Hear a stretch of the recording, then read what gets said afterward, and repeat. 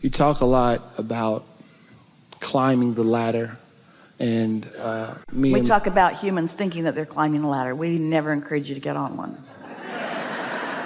Beam me up, Scotty.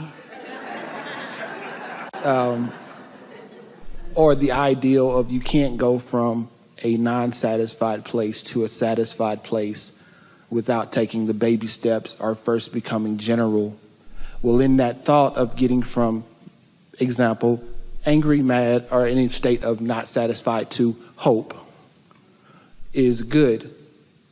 Is there a more effective way besides the daily practice of said meditation, said aligning, said refocusing, to get to that state from hope to knowing/believing, in the ideal that believing is a thought that you keep thinking? So what's the most effective way to get from I've jumped to hope, now I want to get to the knowing of it, the believing of it, where I'm out ahead of it before it has manifested in my life? It's a really good question. The most important thing that we want to say to you is that you are where you are. So if something has happened and you're having a reaction to it, you are vibrationally where you are. And anything that you can do to improve the way you feel right now is effective. And it has to be enough because it's all you can do. But today we're really emphasizing in this conversation the extraordinary difference between working your way up the emotional scale and quieting your mind and taking a quantum leap over there to where your inner being already is. It's standing back far enough to acknowledge that your inner being is there and that you are your inner being, and that you don't have to struggle your way up the emotional scale if you just let go. What are the words that we were offering? Satisfied. Being satisfied with yourself. I'm not mad at myself in this struggle right now. I know I would rather know than just hope. And I sure don't like to have doubt. But when you beat up on yourself about what you don't know, then you're not satisfied where you are. And now the gap is a harder one. And so it's just playing with it. Every day Esther does focus wheels, because every day she recognizes a vibration that could be better. And often a focus wheel will take her quickly there, especially if she catches it early. But there is nothing that gets her out ahead of it better than waking up, and before anything else happens, before she visits with someone, before she reads her email, before she starts receiving texts, before she remembers anything from before, if the first thing she does is set herself into a comfortable place and just quiet her mind and tune to the higher frequency, this day is dominantly better every single time. We just cannot emphasize that enough.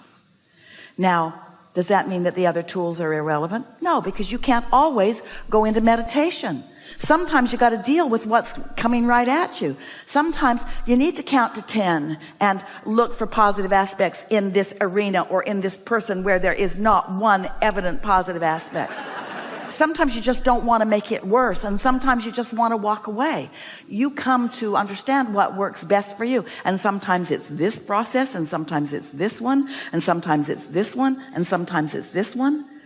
But you're at the vibrational place now. We can feel you understand this. You are speaking our words and our processes back to us, as well as Esther speaks them out to you. You're understanding this. And so what you're grappling with here a little bit is that you haven't been able to maintain always being tuned in, tapped in, turned on, as if you think that's the way it should be, and that's not ever the way it's going to be while you're here in this physical body.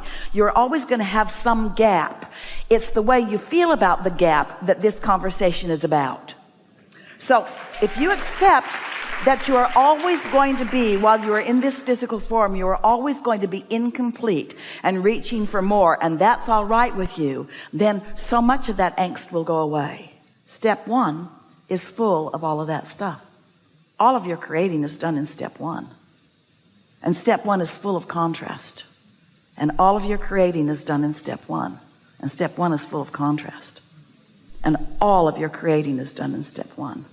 And step one is full of contrast. And all of your creating is done in step one. And step one is full of contrast. Isn't it time that you give yourself a break, creator? and that you accept that step one is necessary to the creative process, and it's not something for me to be embarrassed about or ashamed of, or even something for me to overcome. Because if I didn't see this abhorrent thing, I wouldn't have put this magnificent thing into my vortex. And future generations would be deprived of the insight that this gave me to put there. And so it's about accepting the perfection of who you are. Humans for so long, no matter what platform you were born into, have been taught for a long time to accept your imperfection and to repent for it and to overcome it. And we want you to embrace the contrast that produces the expansion, because we are eternal beings. We want you to find a way to love yourself no matter what, the way your inner being does. And in any moment that you're not doing that, it feels bad. That's what guilt feels like, or shame, or even hope has got a little flecks of that, not liking myself. And so when you look at the big picture and you feel the resonance that so many of you are feeling right now about who you really are and why you're here, and you get off that service kick, you're not here to fix a broken world. It is not broken. And you're not here to redeem yourself about something, because no redemption is being required. Your inner being accepts you as the perfect being that you are, perfect and ever changing. And nobody else needs to be fixed either. They all have their own relationship with their own reason for being here, and their own relationship with their own inner being. And yet, isn't it nice to feel strong about something? Isn't it nice for something to happen that makes you have a strong feeling about it?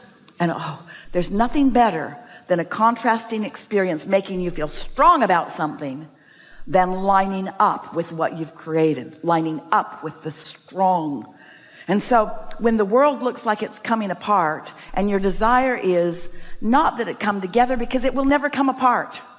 Your desire is to know the perfection of this unfolding. If you were watching a play-by-play, we're talking about really slow time-lapse photography of a seed becoming in the ground, it would look chaotic to you as it gives way to the new, and gives way to the new, and gives way to the new, and gives way to the new, and gives way to the new.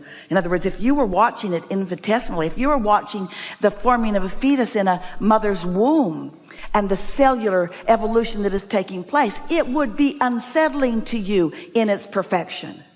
And the same thing is happening with this magnificent being that you are continuing to become, and the world that you are sharing with others. Its perfection in its unfolding.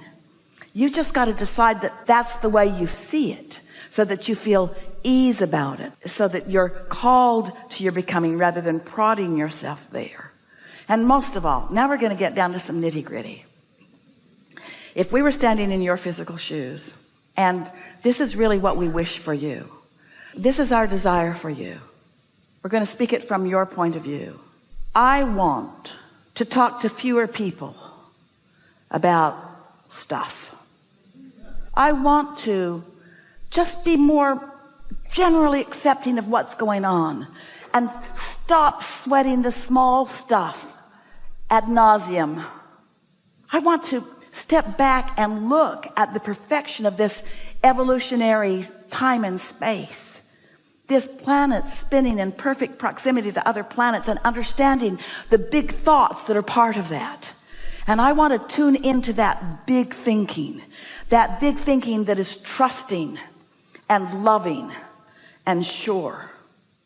I want to stand in the feeling of love mostly.